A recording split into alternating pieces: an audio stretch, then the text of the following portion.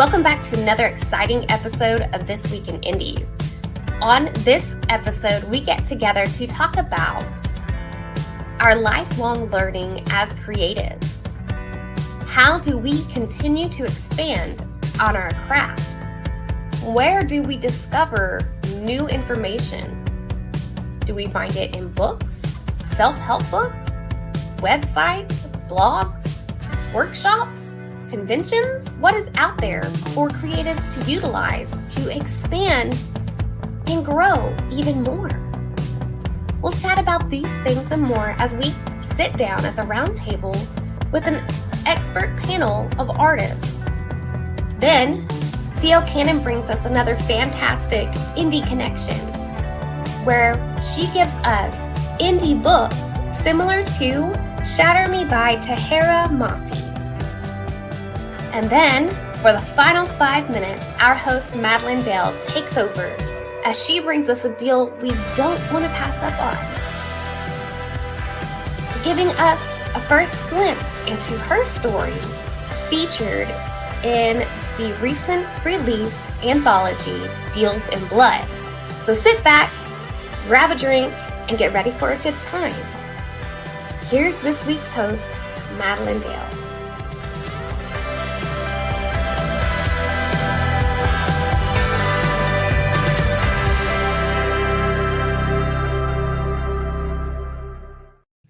Hey guys, and thank you for joining us on another fun Sunday. We have got a great topic for you guys today. And as it's the start of the show, I'm going to bring in this little thing for Facebook. So if you're catching us on Facebook, send a star to let our hosts and producers know how much you appreciate what they do here at GoIndieNow. Every time you contribute, you get entered into our season prize package drawing with gift cards, swag, and more. So make sure you guys hit that like and subscribe button. And before I bring in our guest, we've got a fun little ad for you guys to check out. Just kind of somebody that's supporting our show and everything. And I have to say, these books are kind of hard to pass up on. Have you heard the one about the small town girl who got knocked up by the ex-wife of an ex-con that she had never met? No? You should. It's a pretty good one. After all, isn't that what love is? Sometimes it burns.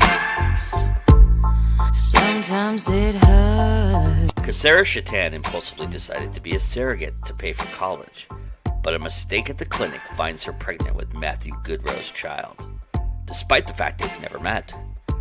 Matt never wanted to be a parent, and while he felt responsible, he doesn't really want anything to do with Cass, since she decided to keep the baby. Matt's brother and adopted uncle, however, are happy to welcome Cass into their home. Funny, in the face of serious topics and slow burn, despite forced proximity, this dysfunctional yet heartwarming found family is the perfect backdrop for the grumpy sunshine rom-com. This is just one of the two stories of the Goodrow brothers. In the Goodrow brothers duet, Love Is and Love Stories Are, they follow Matthew and Vincent Goodrow and how their lives are upended by drama and maybe love. You know the term, write what you know. Generally, it implies you're writing about your life, not plagiarizing someone else's tale. Because if you do, better hope they don't find out. Vincent Goodrow felt destined to be a supporting character and remain in the shadows. But on a whim, he wrote down his brother's love story and submitted it to Anna Kane's publishing company. Anna wasn't one to hesitate. She went after what she wanted. But Vinny seemed to be hesitant to be in the spotlight, even in his own life. Pulling in the laughs while balancing difficult topics and consent themes, this twist on the billionaire trope highlights how communication and love are part of the building a life and not a magic wand. Author Catherine M. Sweet brings her unique voice to this slow burn romance duet, twisting popular tropes in books best described as R-rated Hallmark. So what are you waiting for? Love is waiting, and love stories are always available. When you take a look at the Goodrow Brothers duet, available now on Kindle Unlimited.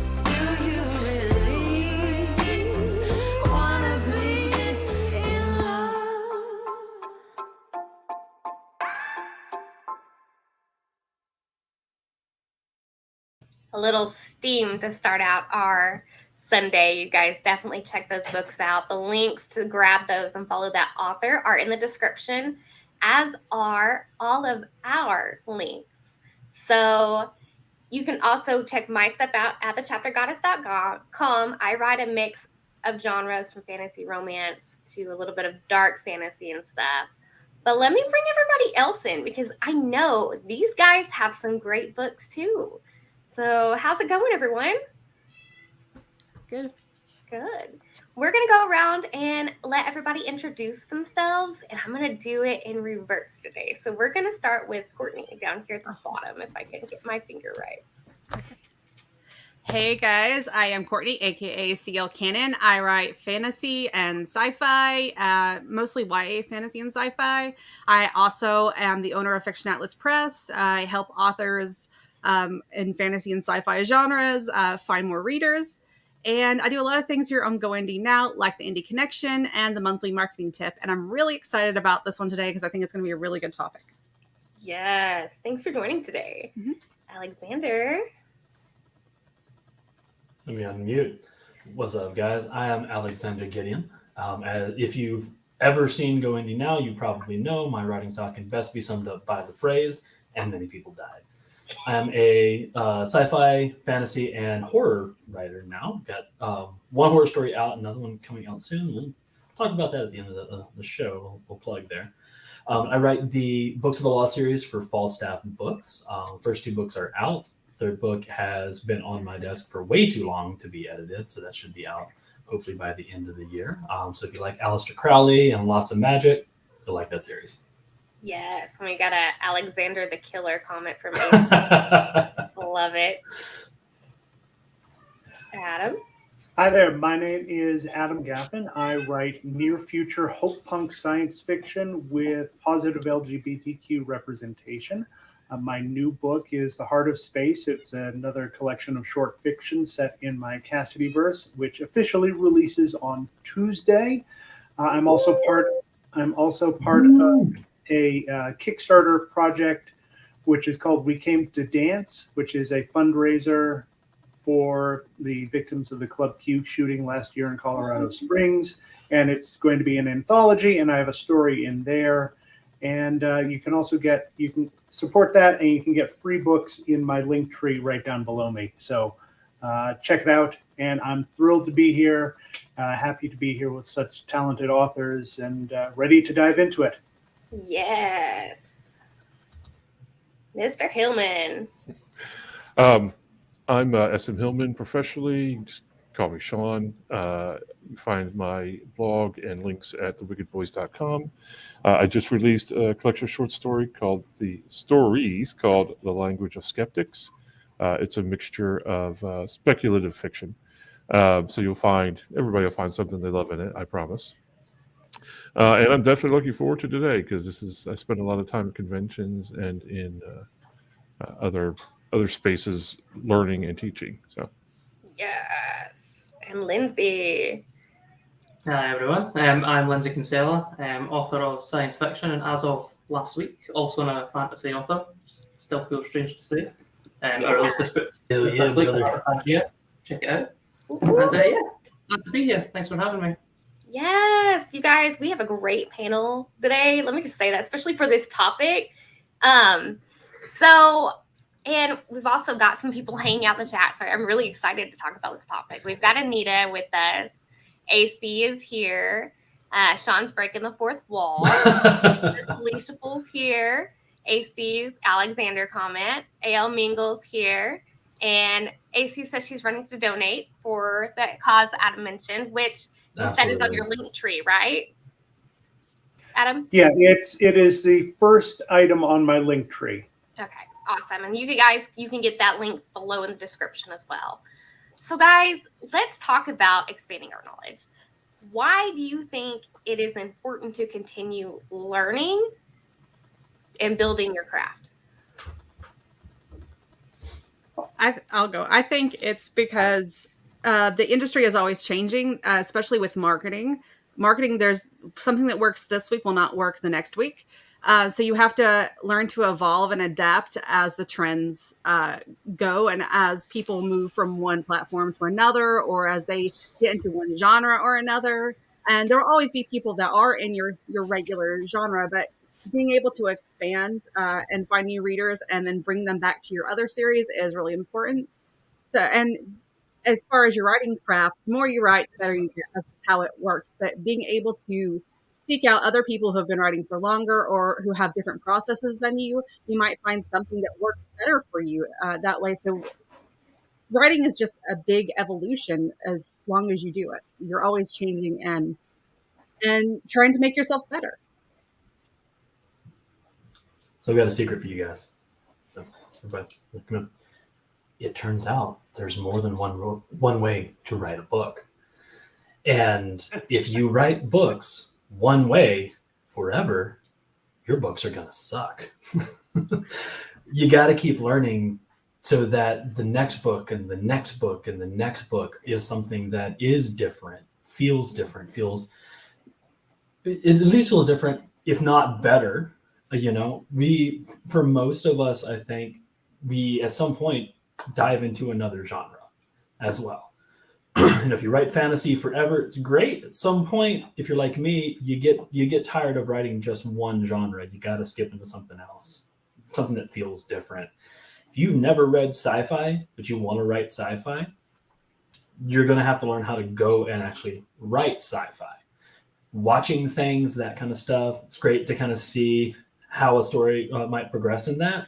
But how does someone actually sit down and describe that technology in different ways? What would work for you? What works for everyone else? You've got to keep learning, because stagnating is just going to kill your career. It really is. So true. Yeah, I mean, I agree.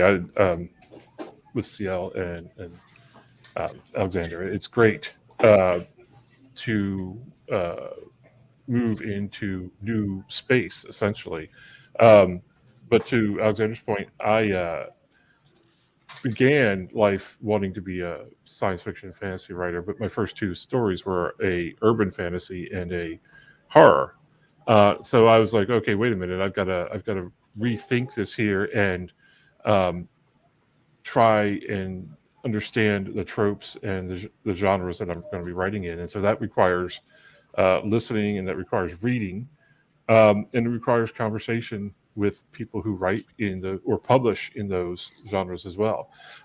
And so, plus, I think, so I've been writing technically for about 4 decades now. Now, not published, just writing in various ways, for work, for fun, for gaming, for working on my fiction. And 40 years on, you'd think, well, you must know everything there is to know about writing, but I don't at all. And because writing for yourself, ultimately that's what you do anyway, but just writing for you and someone else to read and is a lot different than writing stories that are going to be a large group of people will enjoy. So yeah, I still have a lot to learn about writing. Well, yeah, I think when you sort of compare writers with any other art form out there, whether it's musicians or movie directors or painters, how many of those artists sort of created their masterpiece on their first or second attempt?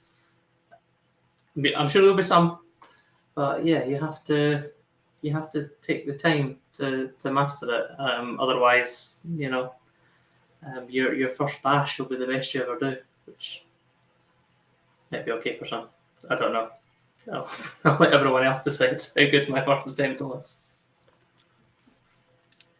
Well, and the more you learn about the craft of writing, and this it holds true for anything, the more you learn about it, the more you realize how much more there is to learn. It's like, you're filling up a cup, right? With the knowledge that you have from all of the sources, and you think that sooner or later, like Sean was saying, after 40 years, you're going to know everything.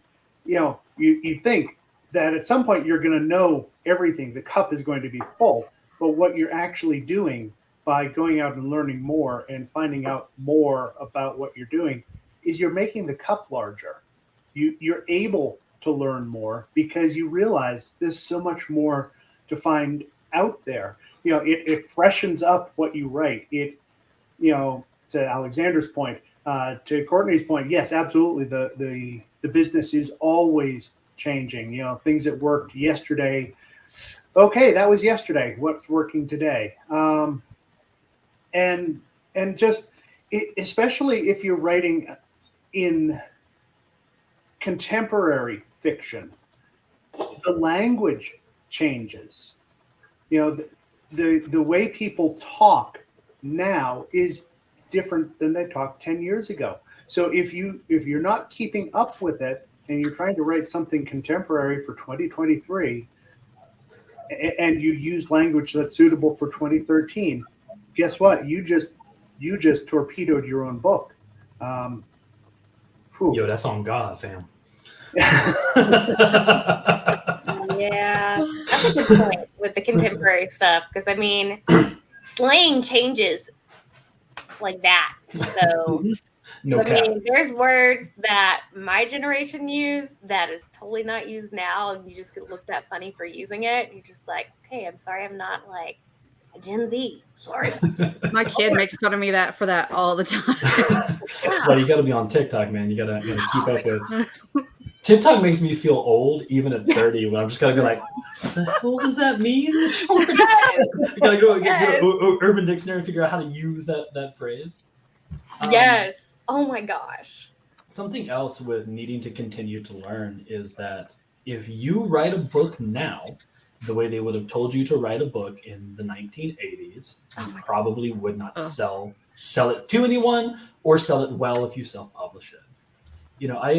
I was 19 when I started my journey towards publication. When I was being told, the time, 11 years ago, it was, self-publishing, not really all that viable. Should, submit your things. There are some short story markets. You're not really going to get much of it. Write full-length books. Now, people love novellas. Seeing novellas over full-length novels, so many people are like, oh, I don't have time for that full-length novel, but that is perfect size for me.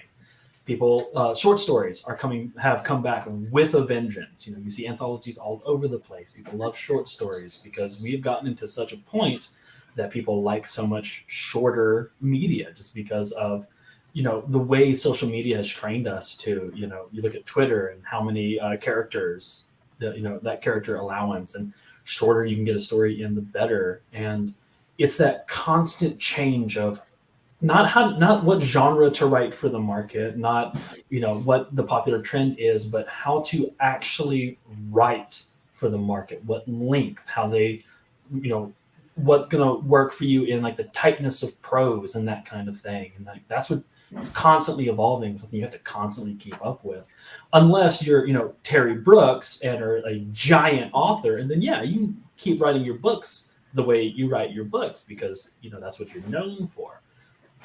Unfortunately, none of us here are that big. So I mean, maybe one day, knock on wood for us all, we will eventually get that big. But absolutely. Do we want to be that big too? Also, Alexander, I love that your cats are just like having their little things all in the background, in the back, like they're just going. Yeah, they're flying. Yes. No, it's funny. I mentioned Terry Brooks, but I got to panel with him, and when we were talking with him, he was like, "Don't ask me anything about the market or how to write." He's like, because I'm able to do it my way because of where I am. He's like, I'm thankful for where I am. I don't know how to get published today. That's crazy. Mm-hmm. Well, and to Alexander's point, there's a reason that I'm putting out another collection of stories rather than, another novel right now, besides the fact that the other novel isn't finished. But it's a great entry point. Mm-hmm. People want something that they can pick up, read a story, and put it down again, and come back to later. Yeah. So, I mean, it's a huge change, and if I hadn't paid attention, if I hadn't learned, then I wouldn't be able to grab onto it. It's true. That's true. So I'm going to push us into our next question that's building off of this. Where do you guys go to find things? Like, where do you start looking for materials to expand your knowledge on? Like, where do you go to find things to learn, or, like, where do you go? All right, I'm gonna throw this out there. Everything, everywhere, all at once. Because really, no. It's true, though. Yeah. It is. Yeah, because there is so much coming out from all different sources. And, some of it is going to look like they're quacks, and it may be brilliant advice. And some people are going to look like they really have it together, and they're actually, peddling the 1980s model of how to get published. So the only way you're going to, figure it out is basically poke around and say, okay, does this sound, and then listen to other authors, right? I mean, we're all out there, all trying to get as much knowledge as we possibly can. And the indie author community, as we can all attest to, is a very open and sharing and supportive community. Mm-hmm. So when we find something good, we tell each other about it. Hey, this person is doing, talking about doing Amazon ads. They're really on point. It really works. Go check it out. Oh, that person? Yeah, no, I tried it, and it's not good advice. So I mean, we talk, we communicate. So yeah, hook in with other authors, but yeah, everything, everywhere, all at once. Yeah. So you can do it like I did, and you find an author or two whose work you love. You ingratiate yourself upon them, and then you latch onto their ass like a leech and suck all the knowledge out of them. I was lucky enough, it's interesting where you can find knowledge. There was a great resource. You can still look at the archived posts on it, but it's not live anymore, unfortunately. There's a website called magicalwords.net. And so many of the authors that I'm friends with and I hang out with at cons and see all the time were on that website. We kind of felt like a family, like we all grew up together into published authors. But really it's finding, honestly, look at some of your favorite authors. And as long as they are not like huge, if you're like, hey, I'm going to get Brandon Sanderson to teach me how to write, good luck. Like, maybe you can. I'm not saying it's impossible. I'm saying it's going to be much more difficult to get him to, take time out to do that. But, one of the big things when I started my journey, I have it right here on my arm. One of my absolute favorite authors, an amazing friend of mine, is David B. Coe. Read his Lon Tobin Chronicle when I was, in elementary school, actually. And then I was just searching him. He was one of the founders of magicalwords.net. Found out that he was in the area. I'm in Asheville, North Carolina. So he's not local here, but he's like in this con circuit. Went to Con Carolinas, made friends with him, Misty Massey, and Faith Hunter. And they taught me how to write. David and Misty both have edited me. David gave me my entire career as well, because I'm also an optician, and he was a reference for that job. So, but yeah, find other authors. It's, for most of us, we have kind of a pay it forward attitude in that, I've had authors who have helped me, taught me how to write, to publish, to navigate this whole thing. And now whenever I can, especially if I have someone I think really has that same spark that, I felt myself, I try to help out other authors as much as possible myself. And, we will never be able to write enough books ourselves for a reader. None of us can satisfy a reader solely. We all need to be writing in this. And so we all sell more when everyone else is selling more as well. And just, that synergy between all of us. This isn't a competition. It really isn't. Mhm. I like it. Yeah. Yeah, I'm just going to jump back. You go. I'm just going to jump back on Alexander's point and say that I'm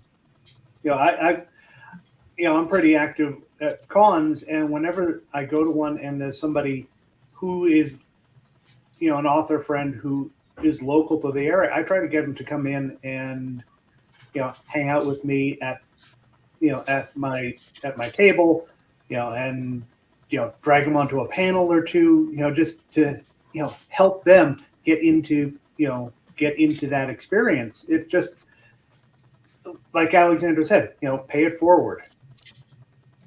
Which I have to admit, Adam has done with me. He dragged me onto some panels and stuff, and I'm now slowly building my con circulation. So, but Lindsay, what were you going to add? Sorry, Lindsay. I was just sort of kind of adding to that point in a sense, but also I guess it's another way of picking up some sort of interest and insight into other authors. I found that being a beta reader in recent times is something that's been quite something about when it's your own book that you're sort of refining and polishing. I think that you can. I'm not sure you learn huge amounts specifically from that because it's sort of already come from you in a sense. But to sit with someone else's work and think, right, how could this be better? And it's a it's a bit of a rough cut. I think you find that you find different ways to approach it. You can sort of see how other authors have approached, the earlier stages of the writing. And like we say, it sort of helps each other out as well. So yeah, I find that's quite good recently. Yeah, and you can totally build see how they develop their characters and their story and their plots and stuff, and take that away from that too as beta readers too. Courtney, do you have any thoughts on this? Yeah, I think it's really important. Like Adam said, it's everywhere all the time, but picking something that works for you, a format that works for you, and the way that you learn is also really important. If you cannot concentrate on a podcast, you probably don't want to learn from a podcast. If you're better at listening to an audiobook, or if you're better at looking at something on the page, you really have to kind of play to your strengths, because if you're not going to absorb the information, you're kind of wasting your time. But there are a lot of different ways that I have, try to improve my craft and improve my marketing and things like that. And some of I'm going to mention some of the people, because some of them are just so amazing. And I can never pronounce her name right, but if you're trying to up your newsletter game, you need to read Newsletter Ninja and join Tammy Libracki's. I think that's how you say her name. I can never say it, but that's her group here on Facebook. And I think she's also got an email group, and I think she might have a Discord now. But she has invaluable information, and she is so present in that group. And if you have a question, she is there to help you troubleshoot it. And she has helped me so much with being able to streamline my newsletters and make them better. If you're wanting to learn ads, you need to contact Jill and Mal Cooper at the Writing Wives. They are amazing. They know exactly what to do for both Facebook and Amazon ads. Absolutely. Yes, and they have such a great way of presenting it. And I also Joanna Penn is not as accessible, but I've read a lot of her books, and she has helped me a lot. And she has a website and a podcast and a whole bunch of ways to learn. Nice. Yeah. And the Newsletter Ninja book is extremely helpful. I read that before my newsletter really kicked off, and it changed the whole process I use. So the book is great, but the group is just so, I don't know, it's so accessible, and I love it. Yes. That's that indie community coming together, guys. I love it. Love it.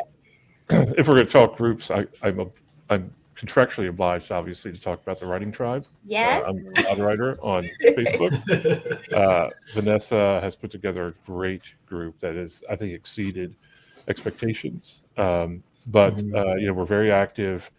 We have writing, and these are, so I'll pimp something that I do, but I learned in terms of helping me get words on a page, and that's writing sprints. And writing sprints are obviously always better in a group. Basically, it's a time, it's 15, 20, 30 minutes, whatever, and you just write. That's all you're doing. Unless you have cats, and then you're writing and also fending off the cats. But yeah, as several of us probably know. So writing exercises, kind of teeing off of that, writing exercises, I think, are good for the writing side of things, because the more you write, the more you learn. And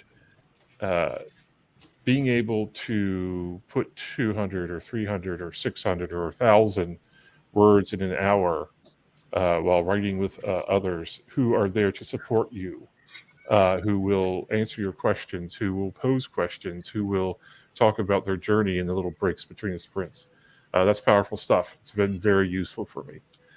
So groups, a great writing group is invaluable. I know there are a lot of groups out there and well-intentioned, and they fall by the wayside, and that's not any shade at anybody. But we've talked about a couple of them now that are very successful, and they are invaluable for you as a writer. I mean, if you think about just like Tolkien and the Inklings. Yes, the Inklings, and Tolkien's other friend, whose name I should remember. Lewis. Yes, Lewis. And yeah, the Inklings. I mean, just think about that, and how they probably helped one another in the time before Zoom and the internet. So, yeah. Mm-hmm. That's true. And I'm going to throw out there's a lot of stuff on Pinterest, you guys. I don't know what it is, but lately I've just been like on Pinterest every day. And there's tons and tons of information, blog posts about different writing techniques, how to fix plot holes, how to write in first person versus third person, stuff like that. And just different things, different links you can just add to a board, like title it continue learning or writing or whatever. And I've added a lot to my writing board if you guys want to check it out on Pinterest, and you can follow me. But there's a lot out there, a lot of information. And before I go to this next question, because we're definitely like keeping this going, let's take a look at this week's Indie Connection. So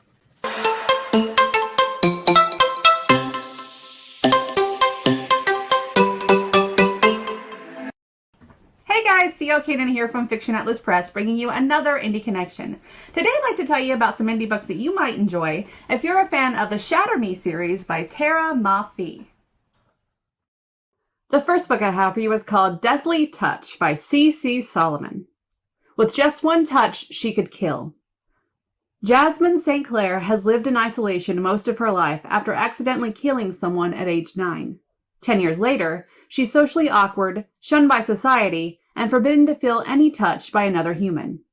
Then one day, she finds herself in the midst of a series of supernatural kidnappings by a mysterious group and meets a sexy vampire that changes her world forever. Evan Kitagawa was short-tempered and directionless as a lower-level undead vampire. Then Jasmine's accidental touch brought him back to life, allowing him to enjoy the perks of an elite living vampire.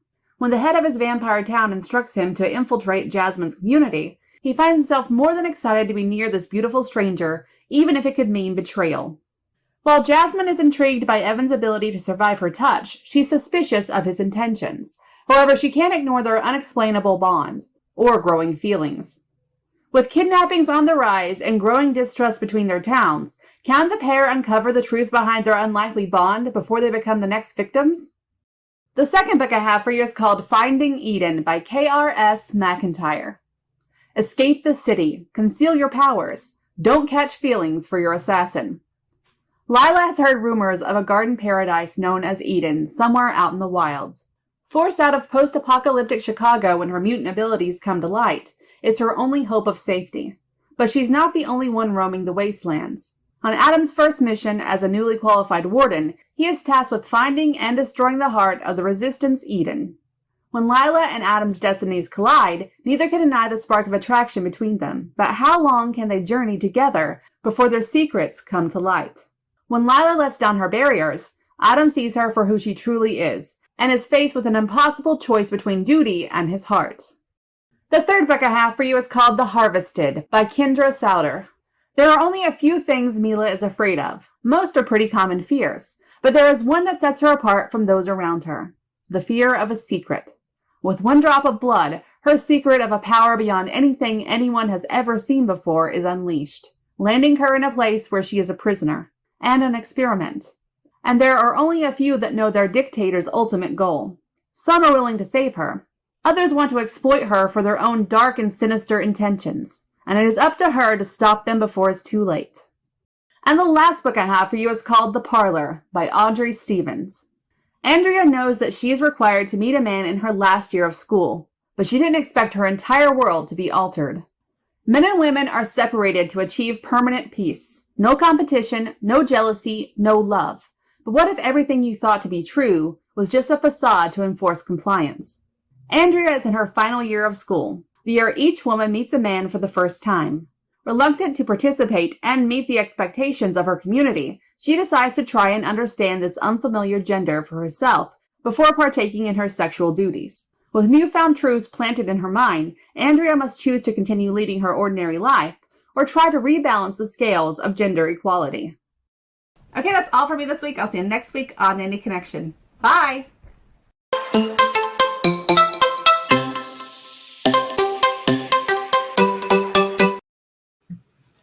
Guys, those books every time, like that's my TBR gets bigger, so, and I'm with AC on that, and it's just yes.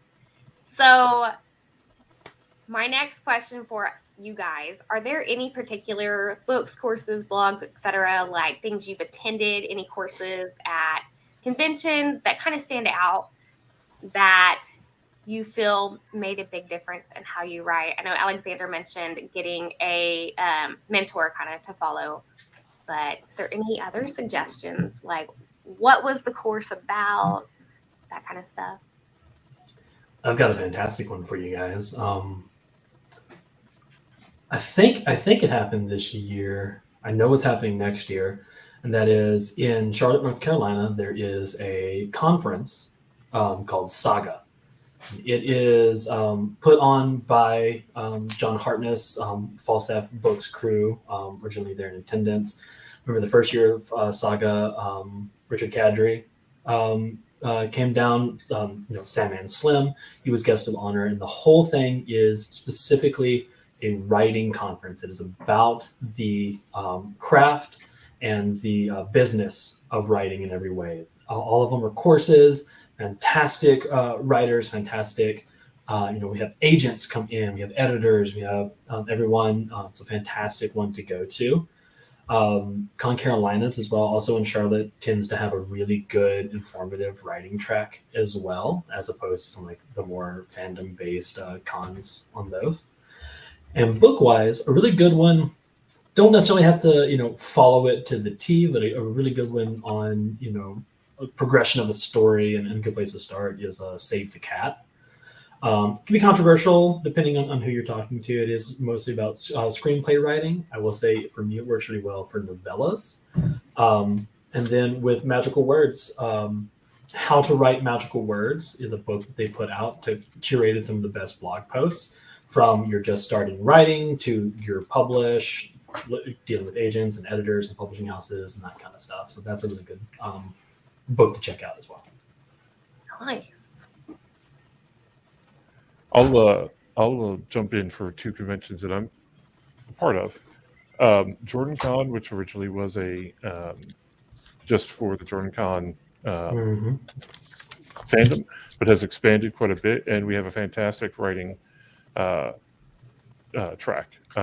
It starts strong and it keeps getting stronger every year. And there are a number of editors and others, and obviously writers as well, come to Jordan Con, but also Multiverse, which also has a very strong writers track. Again, a lot of writers, some of them you may recognize, come to Multiverse or will be at Multiverse and Jordan Con for that matter. And they're really, Multiverse is a kind of a geek convention, but it's a bunch of writers there. So you'll not only learn a lot at the BarCon or sitting around the fire and that kind of stuff, but you'll learn a lot in the panels as well. But one thing I will say, not just go ahead and be in the audience if you can find some expertise to get onto a panel, being a panelist still is a great learning experience, because you will it forces you to learn how to talk about your craft, and it's been invaluable for me as both a moderator and a panelist to be in a position where I have to articulate what I do and how I write and the things that influence me. And then, that give and take with the audience and that give and take with other panelists is, again, I know I use this word a lot, invaluable, but it is invaluable. To you. It's true though. Like, yeah. So I'm going to throw a couple on there, building on what Sean just said about being a panelist and a moderator. Don't be afraid to, contact a con and say, hey, I have an idea for a panel and I'd love to be, and I'll be happy to moderate it, because I do one on gender identity and artificial intelligences because they show up in my books and it's a question that's in my books. So I've given a lot of thought to it.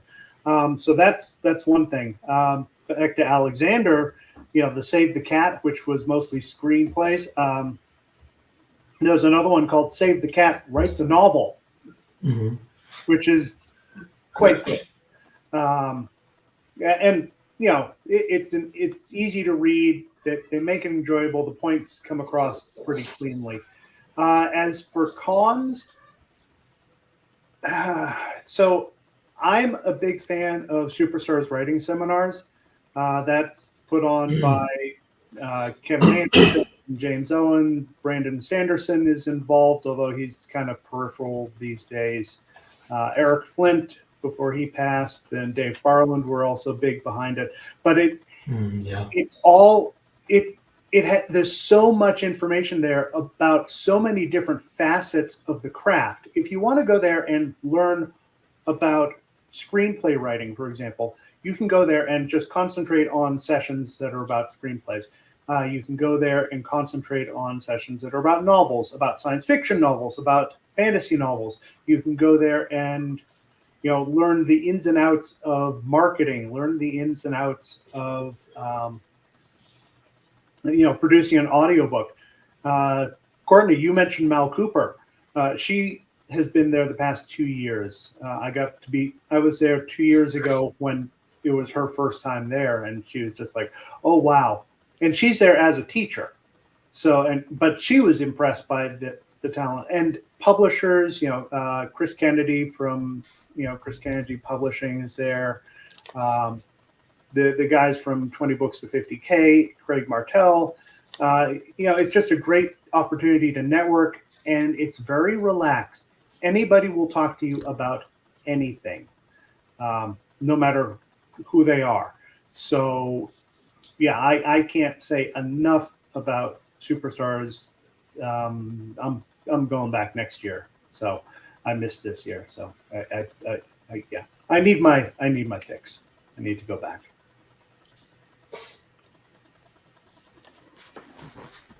I've got a list. I guess I'll go ahead and go next. That's what I was doing. I was like, oh, I need to write this and this down because I'll forget if not. One book that I got at the very start of my writing career was this book called Wonder Book by Jeff Vandermeer. And I've got the picture kind of. I don't know if you can't see it from here, but it's got like a whale with a city on its back. It's an illustrated book. It's very thick.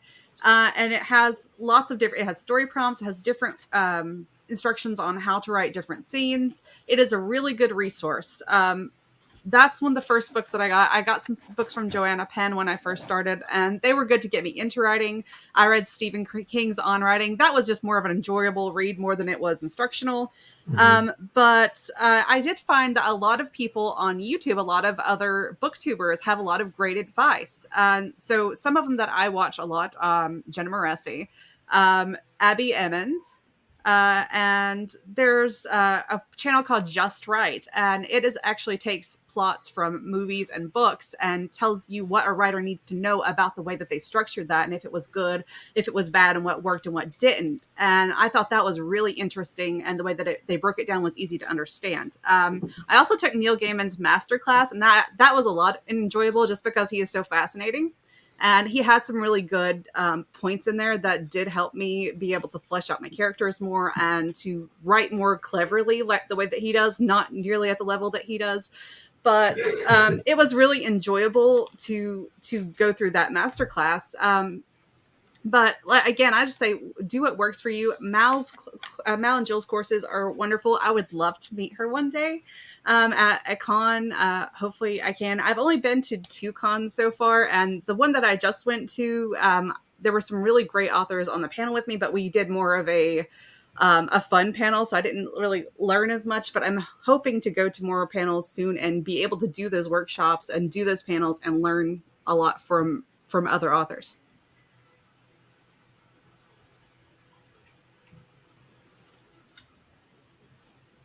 Some books you can also add, because it's something that is really important here and a lot of people don't think about. So for a lot of authors, myself included, now for me, I had the benefit of having several call center jobs as well as being in sales for a long time. So that's where I learned how to talk to people, how to get that conversation going, keep it going, and really try to get the things that I'm hoping for out of the people I'm talking to. If you are like a lot of other, starting writers, aspiring authors, then you may feel like you're very awkward. It's hard to talk to people, hard to get to know people that you've not met before, that kind of thing.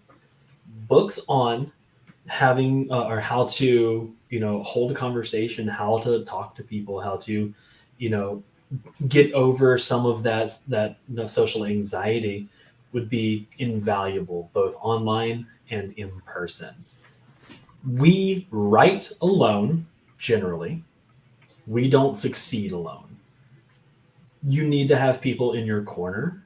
You need to be in other people's corner as well. Having a community, being part of the community and really being a part of the community, it's really going to help you. It's going to help you find people who can teach you the things that you need to know. It's going to help you get opportunities. The reason I'm publishing with Falstaff is because I had known John Hartnett for like 7 years when he started doing the Shadow Council Archives books.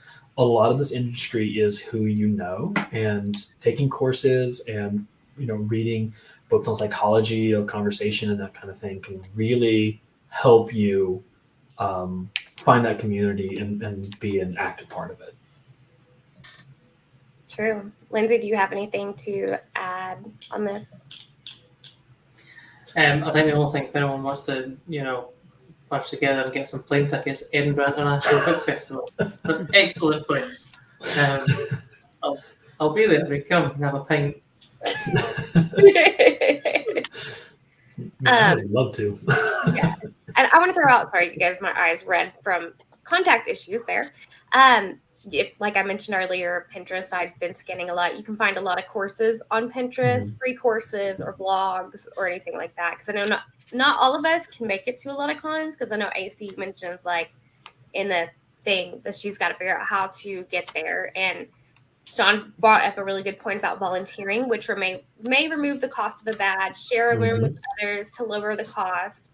Go to local cons to lower that cost. Now, it can be expensive to go to cons, which is true. And if you're like me, there's not a whole lot of cons around you. So, and then James Master says the YouTube channel Hello Future Me has a lot of tips and tricks. He also has 2 books that compile those videos into writing. His name is Timothy Hickson, if you're interested.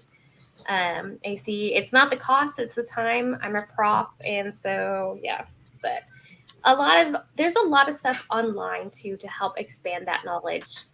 You can Google it. I've found a lot of stuff just playing around on Pinterest, like just search like improving your writing skills or something on Google or whatever, and stuff comes up.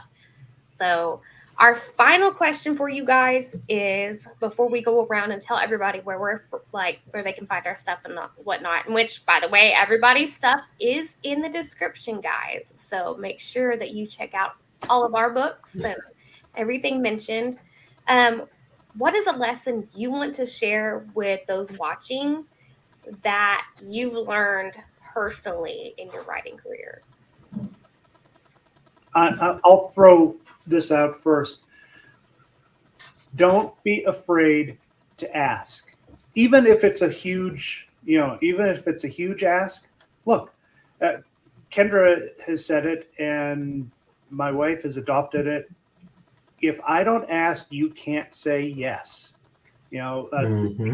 Speaking of Mal, Courtney, the first time I went to Superstars, I had the brilliant idea that I was going to put together a story bundle, of a bunch of authors all contributing a novel.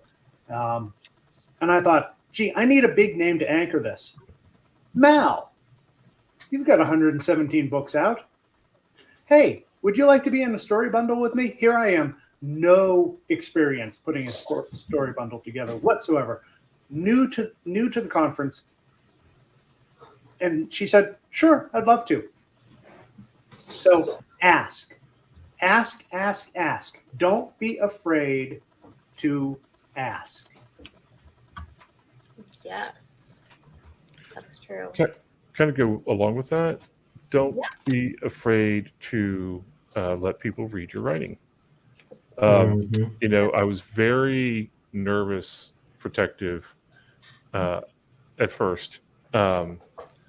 And then people read and pointed out some mistakes and then things like that. And sure, it's rough, when your favorite sentence, people are like, I don't really get it, or most people aren't going to get it, or it has to go away. But no, don't be afraid to let people read your work, and different kinds of people and different kind of readers. It will be very valuable to you. It will teach you. It'll teach you, obviously, where you're making mistakes or where you're not. You can improve, but it will also teach you what advice to listen to and what advice not to listen to. There are plenty of well-meaning people who are great readers who don't know crap about the process of writing, and they will give you advice that's not any good, right? But it's not always. It's hard sometimes to know which advice to take, because when someone's read at least for me at first, I feel obligated to at least make a cursory change based on this feedback. You don't always have to do that. So it can teach you what is good advice and what is bad advice, and that's an important lesson. Yes, that's true. And AC adds, before I go to you, Alexander, sorry, that's how I got some big names into my next anthology, and how I got Adam to edit my books and help me publish anthos. And she ... Anita says, asking is how I got Olivia Atwater on an upcoming panel. And I'm going to go with Alexander. So a story that I think really helped me comes from Neil Gaiman, and actually lead me to my point. There's a story that Neil Gaiman will tell a lot about. He had just started. He just gotten a couple of books out. He was going to some events. They were starting to pick up some traction. He's going to events with all these big names and that kind of thing, not just writers, but from all kinds of avenues. And he was feeling really out of place, getting that imposter syndrome, like, I shouldn't be here. I don't deserve to be here. I don't have the qualifications. And he meets a guy who's there. And when they're talking, this guy's like, I don't feel like I should be here. I haven't done enough to be in this room with all of these, with everyone else that has accomplished this. And the man he was talking to was Neil Armstrong, who felt like he didn't have the qualifications to be in that room, just went to the moon. And that was the moment when he realized, if Neil Armstrong feels like he's not in place, when he absolutely is, we're probably all incorrect about whether or not we fit. And on that, to Adam's point on the, always asking, if you are offered something, if you have a publisher say, hey, send me this work or send me whatever, do it. You may not have the qualifications for it. They're offering to give you those qualifications. Always jump on everything that you could viably do. Even if you don't know how to write it, figure it out. That's the reason why I am publishing these books with Falstaff. We were at an event. John said, this is the thing we're doing. I'm surprised nobody wants to write Aleister Crowley. And I went, I'll write Aleister Crowley. He said, all right. give me the synopsis for the first 4 novellas, and I had them to him 2 weeks later. That's the kind of thing, like if you really want to make it and get things out there and be immersed, jump on those opportunities. If someone says, you want to write a short story for me? Absolutely. Especially if it's a well-known publisher, well-respected editor, whatever it is. You say, I've never written science fiction before. And someone says, I like you as a person. Can you write a science fiction story for me? For me, the answer is yes. Mm-hmm. You want me to write Hallmark romance? You're offering me a place with all these other offers. I'm gonna figure out how to write Hallmark romance. Like, for me, that is something that can really get you so much higher into so many places where you're going to meet so many more people that are going to really be able to help you. Maybe I'm not going to make a career writing Hallmark romance, but maybe doing that lets me meet some agents that also do other genres I really want to publish in and get into some more positions. And it's network, man. And taking those opportunities is networking. Very good advice there. Very good. Yes. Yeah. Say yes and figure out how later. Absolutely. Lindsay, Courtney, when do you guys want to go next? Putting you on the spot. I don't have nowhere near as good as you guys have said, but I would say don't be afraid to fail, because you're going to fail. Just keep going. Some stories, they don't work right now. They might work later on. You just have to develop more. You're not ready for that to tell that story yet. You have to wait and develop yourself more. And also never be afraid to help somebody else, no matter how small they are or how big they are. If there is something that you can do for them, and be genuine with them. Don't be just doing it so that they will, pay you a favor back, but just generally network with people and help them out of the goodness of your heart, just because you care about them as a person. And they will remember that when there's something that you need or you're in need, or if there's something that they can help you with, that they'll pay that forward. Just because, like we've said, the indie community is so awesome. We all help each other, and it's so open and wonderful. Yes. Mm-hmm. All right, Lindsay, I'm coming to you. Share something you've learned in your writing journey. Apologies. I think I dropped out, so I might well just repeat what others have said. I missed a lot of that. I think my internet dropped out. I think that the big thing for me is that you sort of, there are periods throughout, certainly for me, and I'm sure for everyone else, where you sort of lose heart and you lose a bit of hope. And whether it's because you think the writing's not any good, or you think that the marketing's hopeless and you'll never sell anything. It's a long slog. It's a long process, and I think mentality is probably the most difficult thing to stay positive and keep going. So just that sort of keeping in mind that it will come good eventually. Yes, that is awesome. You guys have great advice, and AL dropped in the comments. It's really good. Too good not to share. The biggest thing I have learned is that building a creative career is like building a skyscraper, one brick at a time. Our connections are what is the mortar, which holds everything together. And AC says take risks. So those are all. Oh, Alexander, yes, give it to us. Two more things for you. Be likable and be easy to work with. Ooh. Because you do not want to be the person that is at a con, is anything, you're talking to someone that someone's new, and as you're talking, someone is behind you motioning to the author you're talking to, going, you don't want to be that person, because we all talk and we all know people that are like that. The ones that if you see them talking to someone and they're asking them for something, the first thing you're going to do is be like, no, do not work with them. They're going to suck the life out of you. Don't do it. Don't be that person. That is good. That is so good. And on that note, guys, let's go around. We're going to start in reverse order since we started with Courtney at the beginning. We're going to start with Sean. And tell everybody where they can find you and where they can find your work. And you guys, don't forget that watching, hit that like button and subscribe.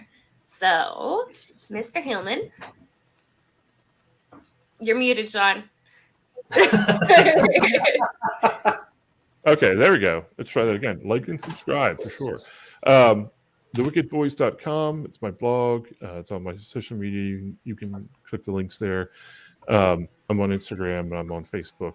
The Writing Tribe on Facebook. I'm the moderator. So I'm the number 2 in the group. Please, absolutely go ahead and, send in your app to be part of the group. I'm actually teaching a class on world building in the group, so you might like that. And of course, you can find me at jordancon.org. I'm the sci-fi track director, and multiversecon.org. I'm the play track director for that convention. Multiverse is coming in October. Sweet. You guys, you need to get tickets to Multiverse. Lindsay? Hi guys, so yeah, you can find me. Predominantly, I use Facebook to sort of market and network. Just Lindsay Kinsella -author. You can also find me on Instagram, Twitter. I've started using TikTok. I feel far too old for TikTok, but it's in there. And yeah, check out my new book, The Heart of Pangea. It's just out. Yes, and congratulations on your new release. Thank you. So the best place to find me and to get started with everything is CassidyChronicles.com. But the link tree will take you everywhere, including the website. You can get the new book, which officially releases on Tuesday, but if it releases wide, and if you go to the website, you can get it today. I'm also pretty active on the convention circuit. I'm going to be all over the place, including Multiverse, where Maddie and I are going to share a table. Yeah. But I'm going to be literally all over the country between now and December. So, but you can find my calendar on my website. Like I said, CassidyChronicles.com, Facebook, Instagram, Twitter. I'm even on Pinterest, although I don't spend a lot of time there. Yes. Alexander? So you guys can find me right down here at alexandergideon.net. My websites are back up and running. They were down for a little bit. You can find links to all of my social. I'm on Facebook, Twitter, Instagram, and TikTok. TikTok will be the one that's not shown on there, but I am Gideon the Nova Chaser on there, since I also play a bit of Magic and kind of market that way for that. Also say that if you go to my website now, also check us out on Facebook, but Falstaff Books is, we're running a Kickstarter for a anthology that we've got coming out called Nevermore. And it is a bunch of us from Falstaff got together, and we have all taken a Edgar Allan Poe story and then written a story inspired by it. So you want to read The Valdemar Effect, since I used The Facts in the Case of M. Valdemar as my story. If you like Lovecraftian Eldritch kind of things, you'll love that story in there. But please back that Kickstarter. It is going on right now, and you can find, if you go into my website here, it's going to be a pop-up that'll take you right over to be able to back it there. And then the only appearance that I've got for this year is going to be at DragonCon. I'm not even actually officially a guest at DragonCon, but I will be there, and I'll be doing my best to get on panels. I will also have books, so you can find me there in a couple of months in September. And the next year, I'm ramping up. I'm hoping to do 9 or 10 conventions next year. Sweet. And Miss Courtney? You can find me at these things that I can never point to at mostly at clcannon.net. Actually, right now, something that you can look for in the next couple of weeks, I have a My Favorite Things section that I'm adding to the website that has links to things like courses I've taken, books I've read, programs that I use. So all of the things that help me, with my author stuff and with my Fiction Atlas business stuff is going to be listed there. And some of them will be affiliate links, but some of them are not. It's just stuff. It's all just stuff that I love and that I use every day. So if you want to check that out, I'm going to have it up probably live in about 2 weeks. I also have Fiction Atlas has an anthology that is still accepting short stories. It's called Faith Design. The last day to submit is August 31st. And it's all about changing fate. It's a charity anthology. All the money goes to Write Love on Her Arms for suicide prevention. And I think it's going to be a really nice anthology. We're hoping to get that out in November. But of course, the last day is August 31st. That's all for me. I am done today. Oh, I feel that. It's been a busy week for sure. I have like 3 cats running around here and my kids. It's been crazy. Yes. All right, guys. So we are down to me. I'm Madeline Dale, the chapter goddess. Before you get to hang out with me for the last 5 minutes, I want to bring up some stuff that GoIndieNow's got coming this week. And I got to get my list here. So tomorrow night, let me find the overlay here. We have a fun show for you with David Green. And he's got JD Estrada and Nikki Nelson Hicks coming on for the green room. And there's always some fun topics and great information to take away from this that you can utilize for your writing. You'd be surprised some of the topics that come up. And then we have Wednesday night, the premiere of Spotlight, episode 11, Puerto Rican author Raymond Valmond. I hope I pronounced that right. It's got some great books for you guys to check out. And that is going to be on Wednesday. And then Friday, you get to meet another couple of multiverse guests. One who was on the show with us today, Mr. Gaffin, and then also Misty Massey. And just going to plug that if you have not got tickets to Multiverse, I highly recommend it. There's going to be a ton of great authors, lots of stuff to do. I'm going to be a guest there. Like Adam mentioned, we've got a table together. I'm going to be on some panels. Sean's going to be there, probably doing the gaming room and some panels as well. There's always a ton of stuff to do. And Anita says the green room will be fun. But yeah, so now I'm going to take over a little bit, and I want to talk with you guys about my latest release, which was featured in Deals of Blood. Timeless Deals, Echoes in the Blood. Every reward has a price. And I'm going to read a short bit from my story. It's not a super long story, so I'm not giving you guys too much. This anthology is published wide, and I think paperbacks are available now. I got to get my copy of paperback, but I have my ebook copy here. You can get it on Amazon, on Kobo, Smashwords, Draft Digital, like just wherever your favorite store is. But my story is titled Stupid Love. And here's a bit of it. Harry rubbed his head as pressure pushed against his skull. The light from the computer strained his eyes and his head throbbed. He stared at the spell, squinting as he wondered whether or not it would work.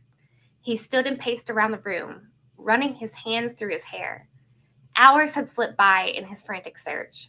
He sat down again and scrolled through several more articles, but found himself going back to the first. Looking at the fine print, Harry pursed his lips.